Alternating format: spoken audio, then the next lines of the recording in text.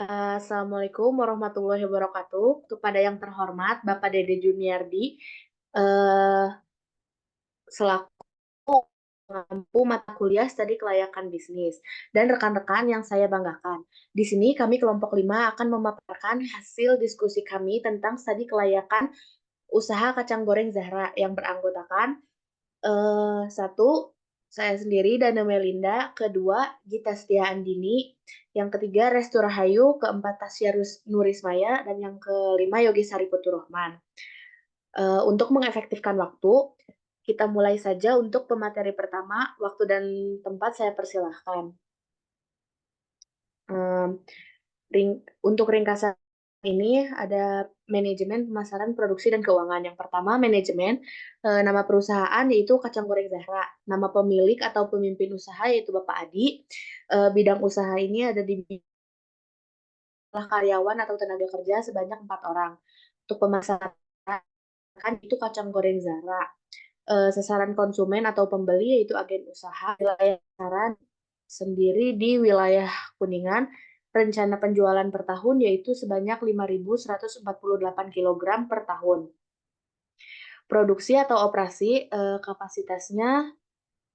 kapasitas produksinya tidak ada, ketersediaan bahan bakunya mencukupi, fasilitas atau sarana produksi yaitu mesin spinner, dampak lingkungannya yaitu asap pembakaran. Untuk keuangan, total pembiayaan proyek sebanyak 64.337.000, modal sendiri sebanyak 225.210.000, pinjaman yang diajukan 800.000, waktu pengembalian pinjaman selama 5 tahun. Penjualan per tahun sebanyak 784 juta, keuntungan per tahun yaitu 240.510.425 perak, return of investment yaitu 52,1%, break even point yaitu 28%.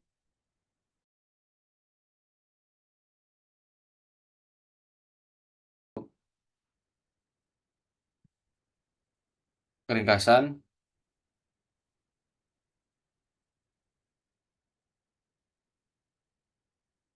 aspek umum. Yang pertama, dasar gagasan usaha. Kacang kedelai adalah tanaman multiguna yang dapat digunakan sebagai pangan, pakan, dan bahan baku industri seperti kecap, tahu, dan tempe. Harga kedelai yang terjangkau membuatnya menjadi sumber protein nabati yang murah dengan kandungan protein yang tertinggi di angka 35-38% di antara kacang-kacangan. Selain dimanfaatkan sebagai makanan, kedelai juga digunakan sebagai pangan dalam industri. Prospek pasarnya tersendiri adalah aspek geografis, aspek demografis, aspek psikografis, dan aspek perilaku. Dan manfaat ekonominya, penjualan kacang goreng memberikan manfaat ekonomi melalui pemberdayaan pengusaha kecil, penciptaan lapangan kerja, peningkatan pendapatan petani, kontribusi pada perekonomian lokal, dan sumbangan pajak untuk pendapatan negara. Manfaat sosial menciptakan lapangan kerja dan menciptakan inovasi baru. Dan untuk daftar riwayat hidup, untuk pemilik atau pimpinannya itu yang bernamakan Saudara Adi, tempat tanggal lahir di Kuningan, 2 Mei 1978. Untuk agamanya ialah Islam.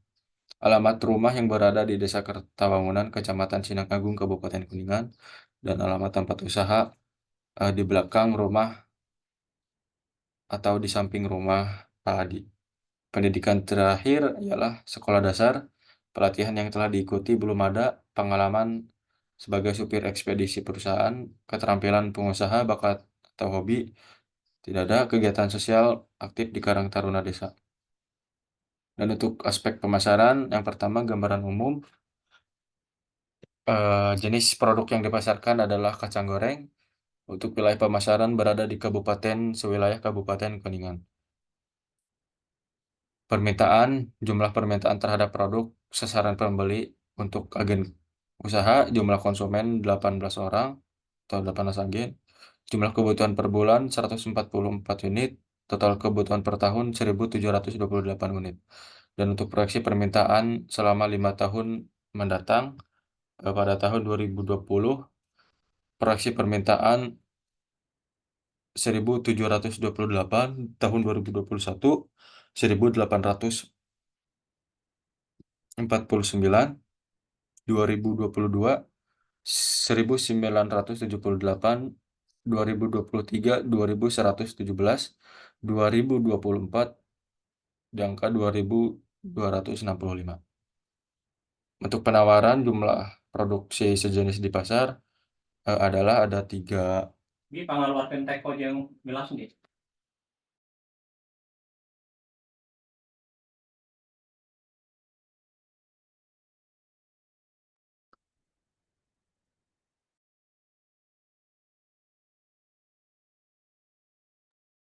Untuk jumlah produk sejenis di pasar, nama produsen ada 3 pesaing dan yang memiliki kapasitas produksi per tahun yang berbeda. Untuk CPI Berkah Jaya 3.000 produksi unit per tahun, CPI bawang goreng 2.500 per tahun, kacang goreng enon 2.000 kapasitas produksi per tahun. Untuk total penawaran per tahunnya itu 7.500. Dan proyeksi penawaran atau pesaing selama 5 tahun yang mendatang pada tahun 2020 proyeksi penawaran di angka 7.500, 2021 8.025 perak, 2022 8.587, 2023 9.188, 2024 9.831. Rencana penjualan dan pangsa pasar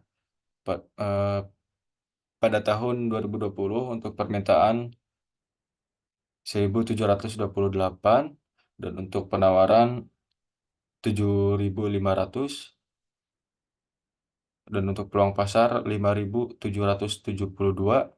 rencana penjualan mencapai 28.000. Tahun 2021 1.849, penawaran 8.025 yang memiliki peluang pasar 6.176 dan rencana penjualan 30.240 perak. Pada tahun 2022 1.978, penawaran di angka 8.587 perak dan peluang pasar memiliki pasar 6.608, rencana penjualan 32.659 perak.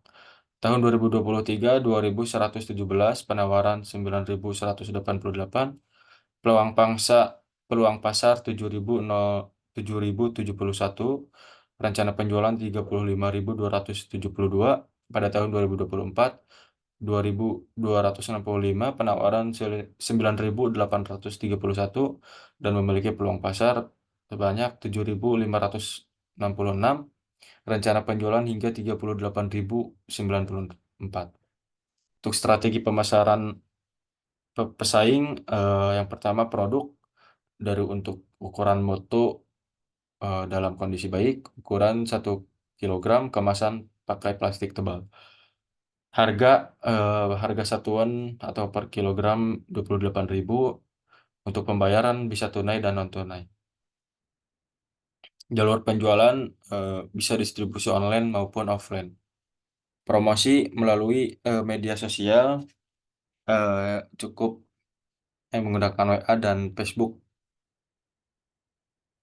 Strategi pemasaran perusahaan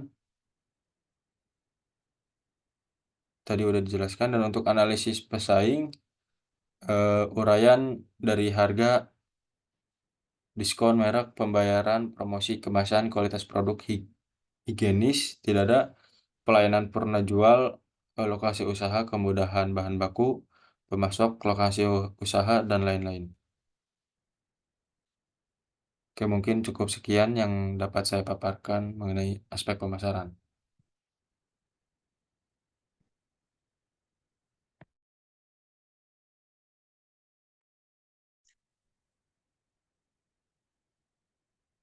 Selanjutnya ada aspek produksi. Produk, ciri-ciri produk. Kacang yang diolah dengan cara digoreng dengan memiliki varian rasa asin. Kegunaan utama produk. Produk ini merupakan cemilan yang terbuat dari kacang kedelai. Proses produksi. Skema atau bagan alur proses produksi. Dimulai dari supplier kacang, kemudian ke proses produksi, Yang pertama ada rendam kacang, penggorengan, pengeringan minyak, pemilihan kulit kacang, dikeringkan, dan penambahan bumbu. Selanjutnya di packing dan siap jual. Kapasitas produksi pada tahun 2020, 28.000, 2021, 30.240, 2022, 32.659, 2023, 35.272, 2024, 38.994. Tanah dibeli dengan harga 90 juta, bangunan dibeli dengan harga 100 juta. Utilitas atau sarana, pemasangan instalasi listrik dan pemasangan instalasi air dengan total biaya Rp800.000. Mesin dan peralatan. Spinner dengan jumlah 1 seharga 1 juta, kuali dengan jumlah 2 dengan harga 500.000, spatula dengan jumlah 4 dengan harga 40.000, kipas angin dengan jumlah 3 dengan harga 750.000, pembersihan kulit kacang dengan jumlah 1 dengan harga 800.000 dengan total biaya Rp5.210.000. Kendaraan, beli mobil carry dengan jumlah 1 dengan harga Rp30 juta. Bahan baku dan bahan tuk.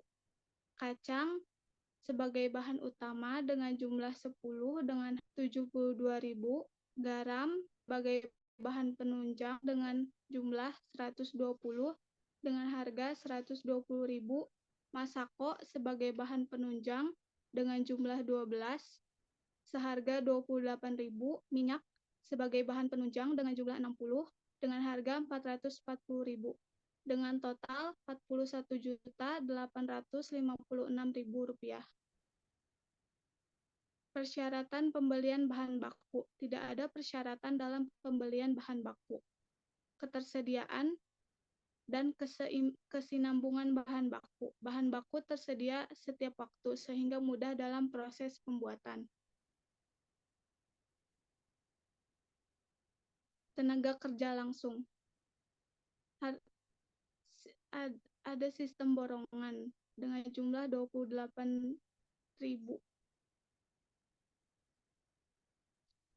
Biaya umum pabrik. Limbah, kualitas limbah dan cara pembuangan. Ada limbah yang dihasilkan dari hasil produksi, yaitu minyak dan polusi udara. Biaya pengendalian limbah per tahun. Limbah minyak yang dihasilkan ditampung ke dalam drum ukuran besar dan setelah penuh dijual oleh pemilik pabrik. Produsen ipal tidak ada. Sekian yang dapat saya sampaikan dari aspek produksi. Selanjutnya yaitu ada aspek organisasi dan SDM.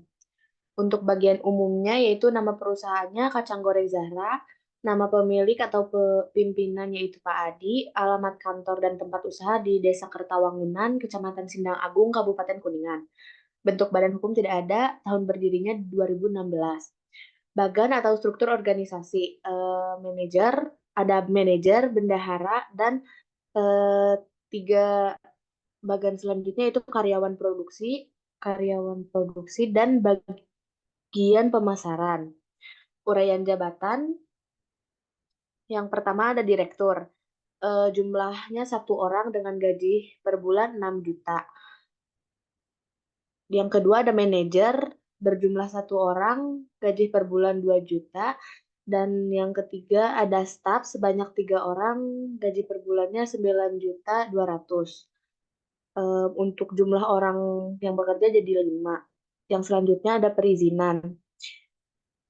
Di sini SIUP atau surat izin usaha perdagangan untuk biayanya sendiri yaitu 2.500.000. boleh minta scroll. Nah, kegiatan peroperasi dan jadwal pelaksanaannya bisa dilihat sendiri, dan perlengkapan kantor yaitu alat-alat tulis total ada 150.000. Yang kedua, buku, faktur, or dan kop surat, amplop dan lain-lain ada 100.000, dan untuk jumlah semuanya ada 250.000.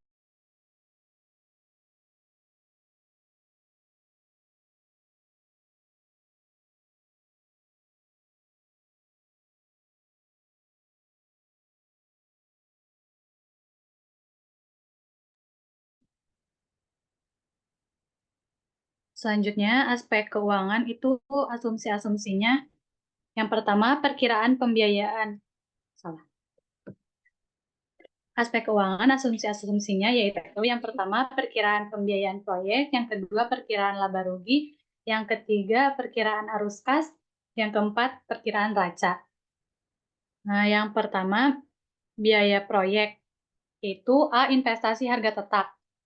Total harga tetap yaitu Rp225.210.000.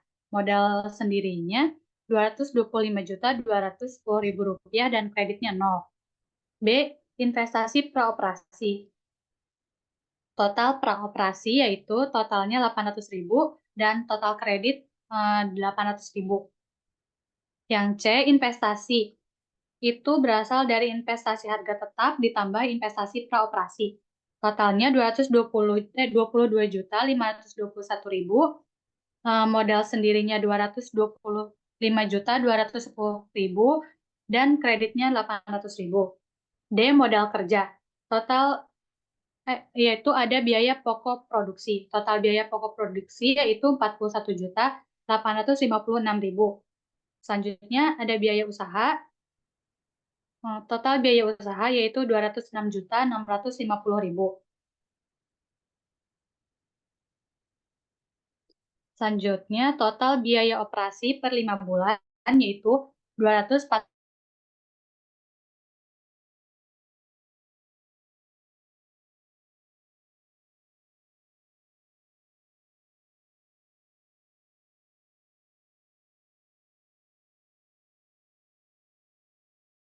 Yaitu Rp45.042.000. Total biaya proyek yaitu dari investasi ditambah modal kerja, totalnya Rp64.337.000. Modal sendirinya Rp270.252.000. Prosentasenya yaitu totalnya 100% dan modal sendirinya 420%.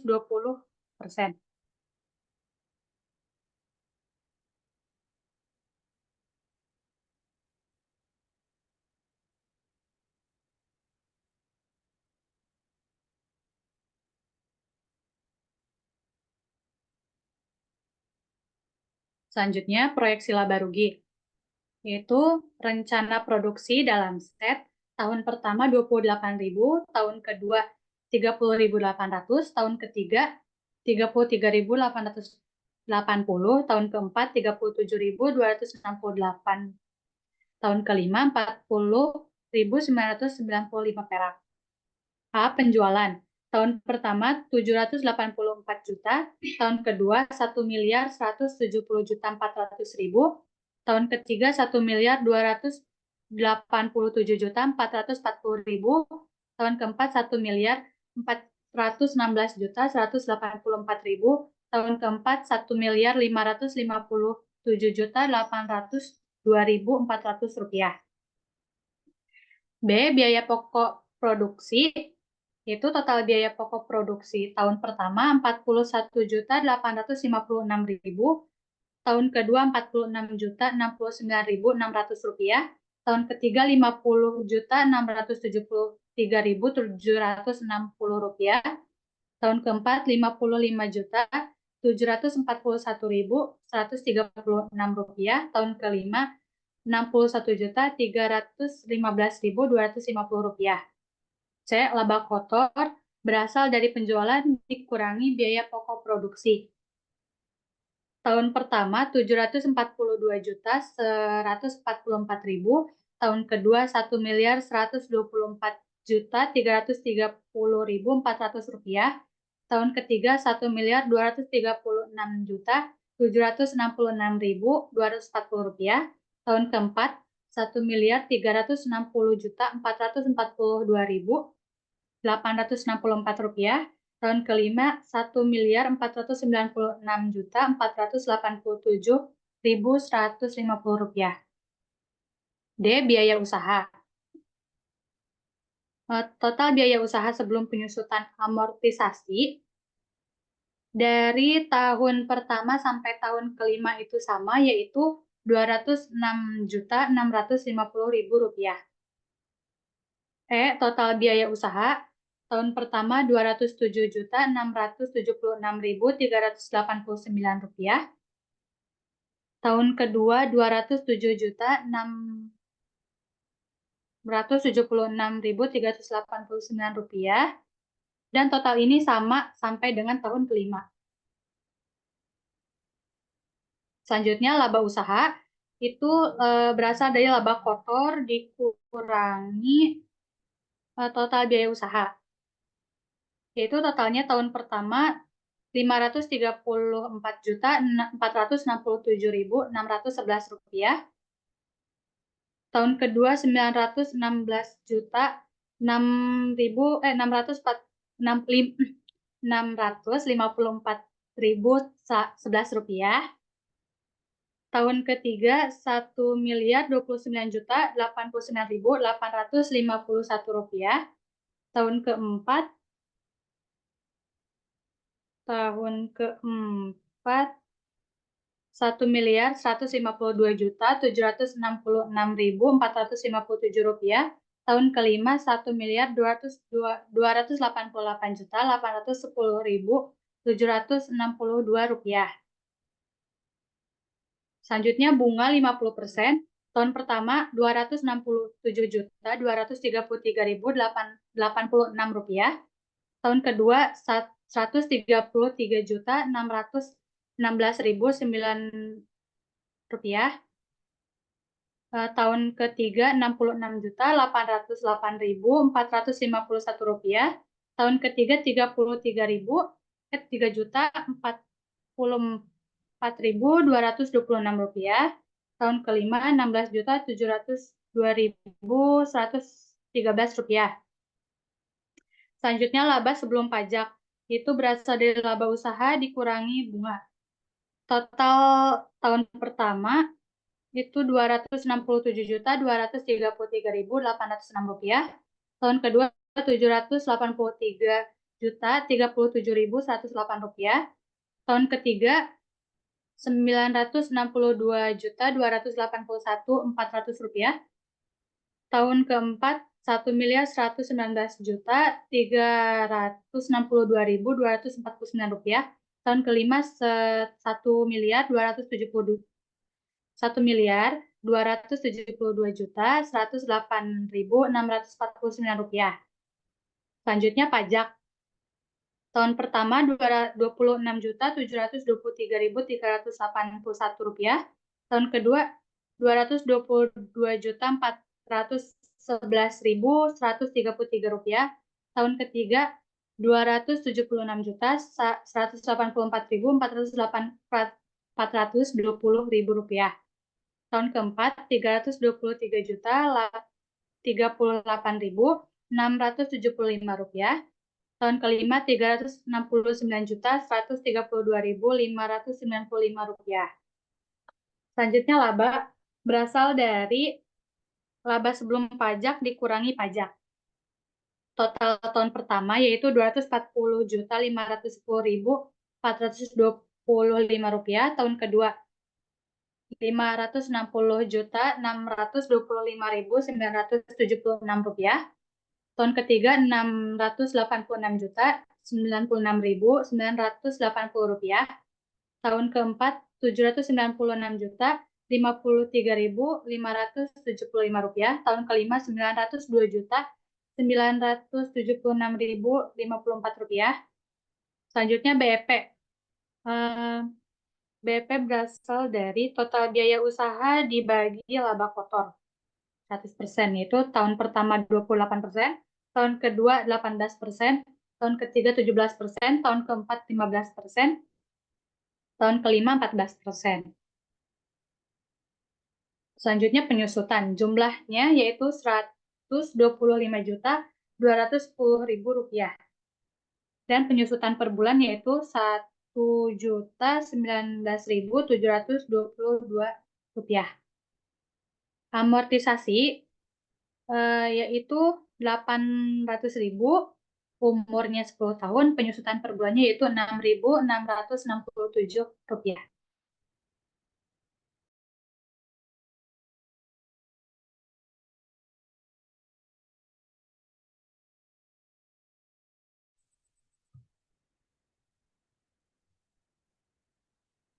Baik, materi selanjutnya yaitu ada proyeksi arus kas yang akan dijelaskan oleh saya.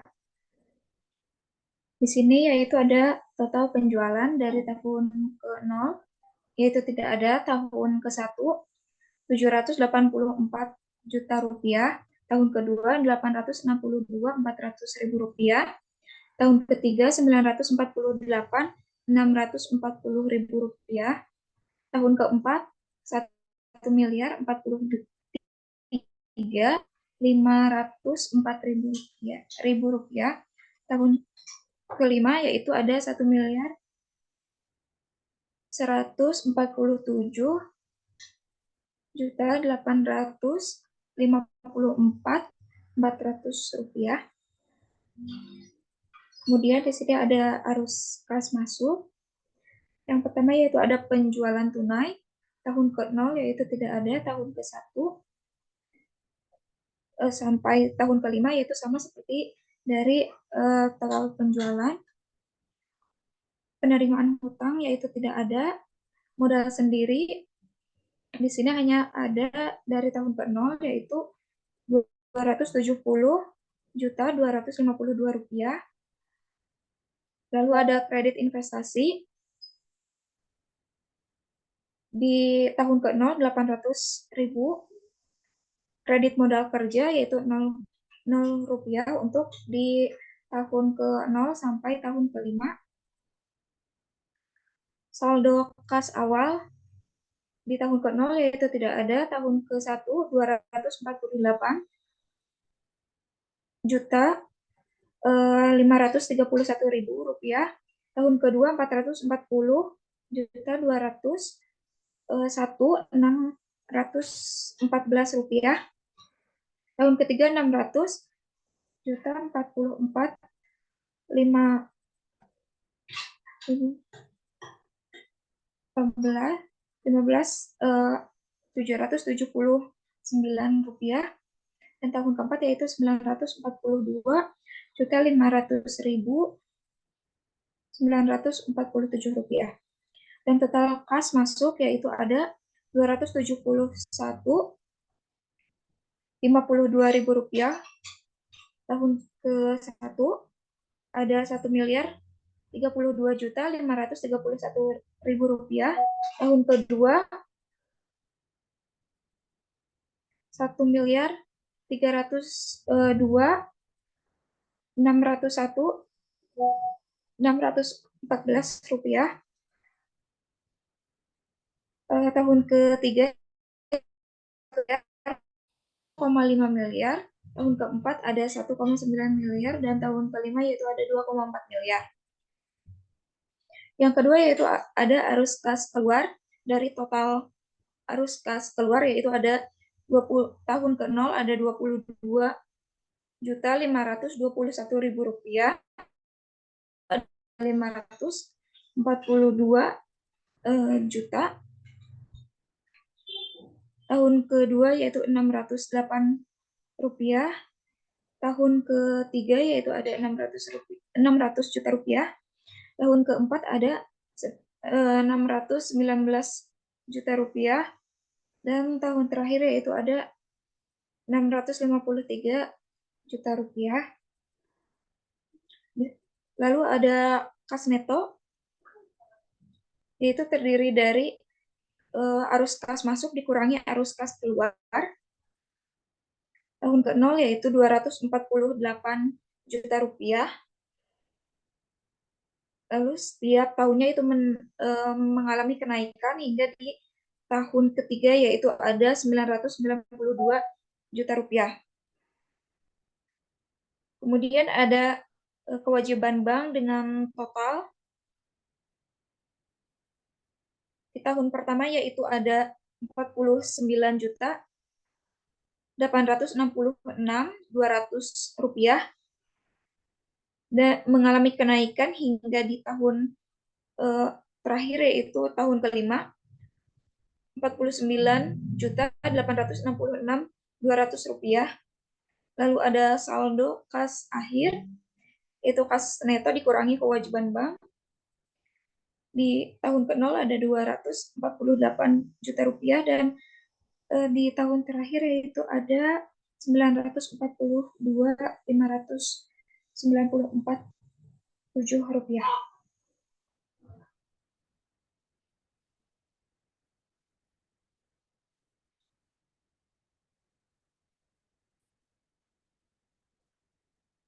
Lalu di sini ada neraca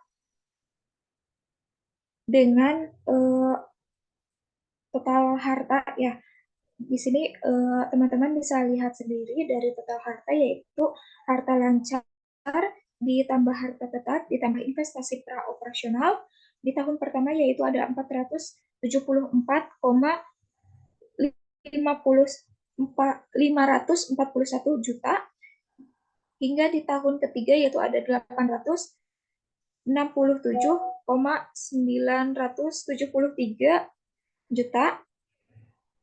Kemudian bagian di dua yaitu ada total hutang dan modal.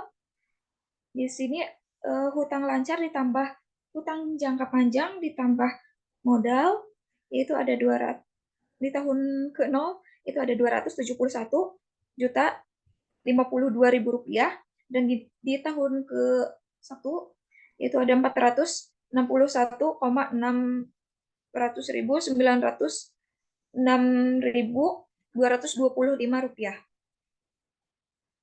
Dan di akhir yaitu ada ROI dari laba per total harta dikali 100%. Di tahun pertama yaitu 52,1%, tahun kedua yaitu ada 45,1%, tahun ketiga yaitu 31,9%, tahun keempat ada 25,1%, dan di tahun kelima yaitu ada 21,1%. Terima kasih.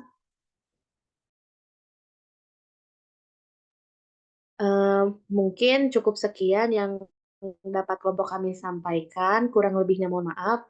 Billahi taufiq wal hidayah. Assalamualaikum warahmatullahi wabarakatuh. Waalaikumsalam warahmatullahi wabarakatuh.